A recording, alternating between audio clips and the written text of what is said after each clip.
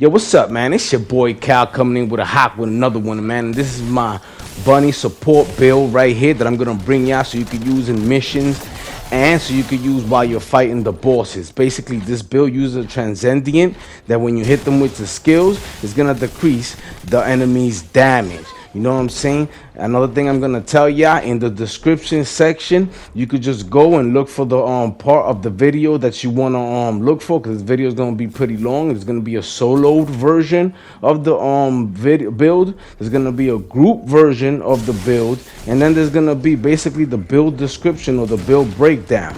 So you know what I'm saying? If you like the First Descendant videos and bunny builds, leave a like and subscribe.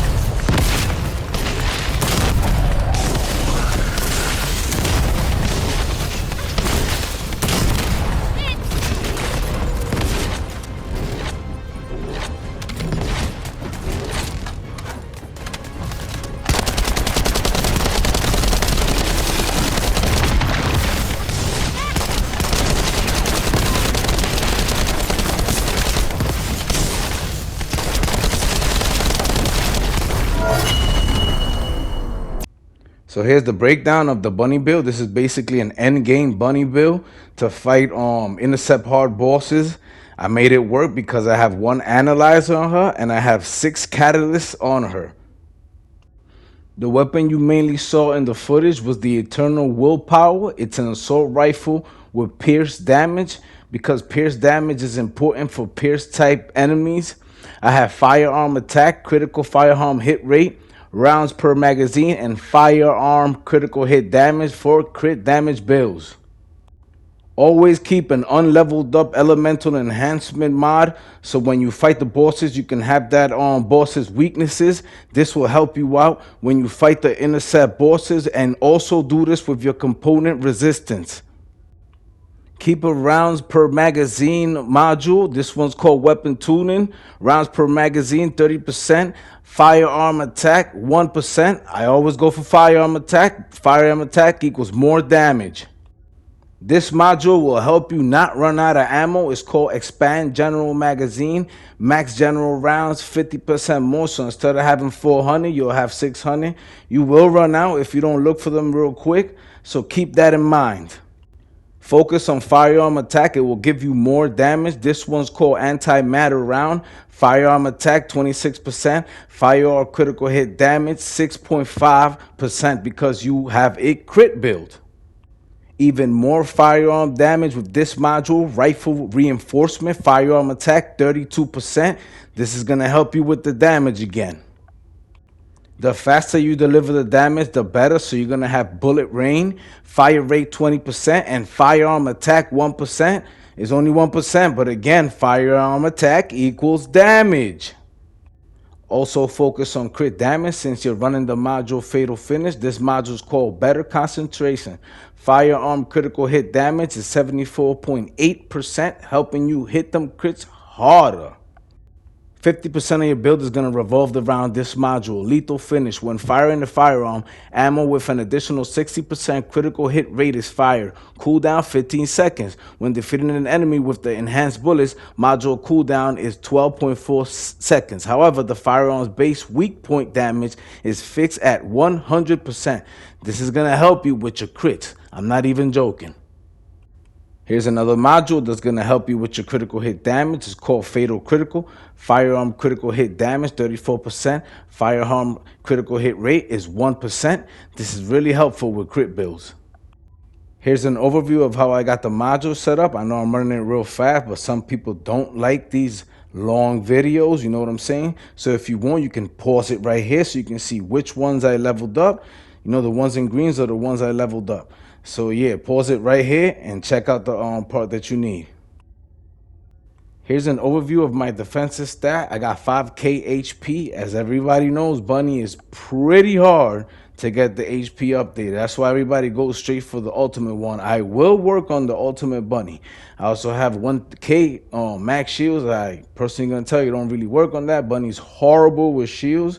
You know what I'm saying? I really keep that just to run off in case I gotta heal up or pick up a HP orb. Defense, I have it at 24k. She's also bad. If you go check out her stat growth tree, she's bad on the defensive side. Just try to get up as high. And then all the other resistance you can get with the on the component side. Each component come with its own resistance. Keep that in mind. I also have incoming damage modifier, which is a multiplier. This is my subsection. This section is affected mainly by reactor components, descendant, and weapon modules. For example, my sub-attack power, I got it from the reactor. You know what I'm saying? What I mainly look for in this section is the MP recovery out of combat, shield recovery out of combat, MP recovery in combat, shield recovery in combat, stuff like that. Max general rounds modifier, my down but not out revival time, stuff like that. This is what I look for when I fight the boss or when I go into a mission. There's, you know, stuff that'll boost my items, stuff that'll boost my Kuiper.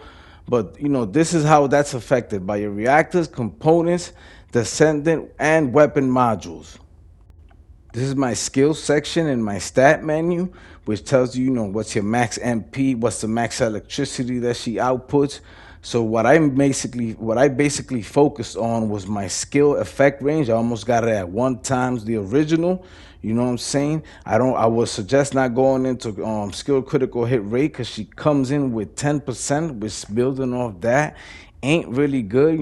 I actually tried it and I got it up to like, I think it was like 17 or something, so I let it go. I focused mainly on electric skill power boost ratio and skill power modifier, as you can see right there. So there's my attack section in my stat menu. What I basically focused on was my firearm critical hit rate. That's the reason I picked the weapon that I picked, because it comes with 20%. I really suggest y'all look for weapons with 20+% in case you want to build off critical hit rate, because of that module I'm using. Because like I explained in a video I'm going to leave in the description and at the end of this video, that module works like Valby's skill. It's 20% of what your gun has plus the 60% if you max it out. So you're gonna cap out at the 80. You're gonna hit your crit. The only thing, it has a 15-second cooldown. Another thing, if you actually hit those enemies that pop out, down them, it'll reduce the cooldown to 12 seconds. So now we're going to get into this reactor. So the reactor I look for has to match her element. Her element is electricity. So I also look for one with singularity damage, because the skill that I'm mainly utilizing to attack the bosses and the enemies in the mission is a singularity skill.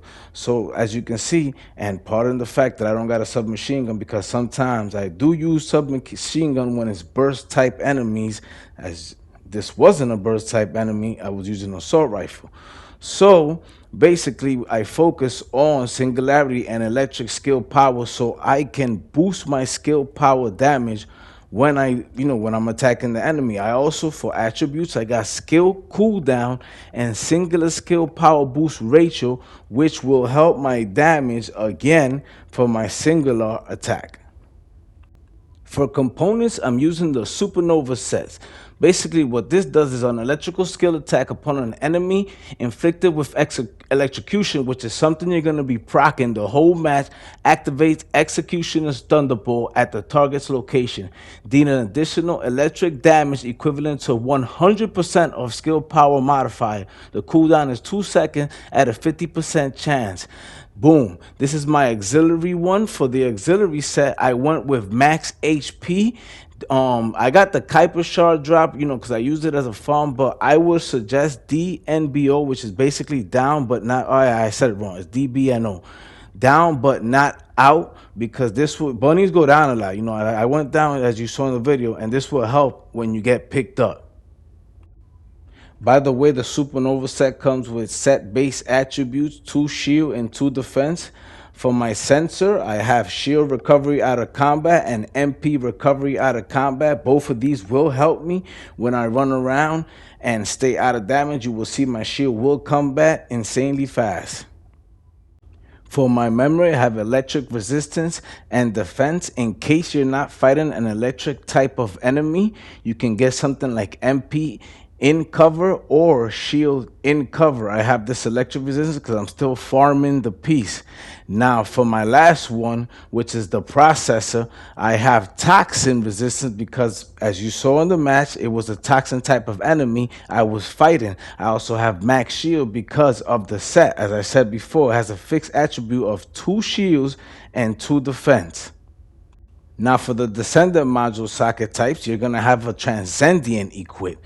This Transcendent is going to make you into a support player when you're doing these intercept boss matches. Why? Because whenever you attack, as an effect that, well, not attack, whenever you use your skill attack, which is going to proc electrocution, as an effect that reduces the enemy's attack to the electrocution effect that Bunny inflicts. Now you're a support player and you're useful. For my sub module space, I have Shock Punch. This is for 2 reasons. It gives you module capacity space, and when I'm in missions, I'm able to knock down the shielded enemies instead of running around in circles or trying to run behind them to try to down them. And I also keep 16 I also keep 16 module capacity space so I can equip the proper resistance. As you saw, I was fighting a toxic type of enemy, so I have this maximum toxic resist. Toxic resistance is in 180%. Max HP is negative 5.3%, which ain't nothing because you're gonna help with your other modules. On the defensive side, I have Iron Defense module, which gives me 89.8% defense and skill power modifier of 12.7%, which is going to help with my singular attack damage, which I am going to constantly be using in these bosses matches. I also have an incoming damage negative modifier, which is psychological recovery. Incoming damage modifier negative 7.5%. I also have MP recovery plus 13.8%, which will affect some attributes on your components like MP out of cover and MP in cover. I have an incoming damage modifier called electronic syntium. I don't know if I said it right. Critical hit resistance 15.1% and electrical skill power 10.2%. Then I have increased HP, which is going to give me even more survivability. It gives me 218.5% more HP. I have more max HP on a module that will also help me with skill cooldown. It's called time distribution. Skill cooldown minus 14.3%, max HP plus 52.4%. Also, I have skill power modifier from a module called Technician, which will give me skill power modifier of 50.8%. To add even more power, I have Focus on Electric. Electric skill power plus 77.2%. Skill cooldown minus 6.1%, allowing my skill to come back even faster. And to end it, I have Skill Expansion, which will make my skills even bigger with skill effect range 92.3%. Applies only to certain skills for each descendant. This right here is an overview of how I got my modules set up and which ones I upgraded. So again, pause the video in this section if you want to check it out real good. And again, if you like the First Descendant content, leave a like and subscribe. And it's your boy Cal.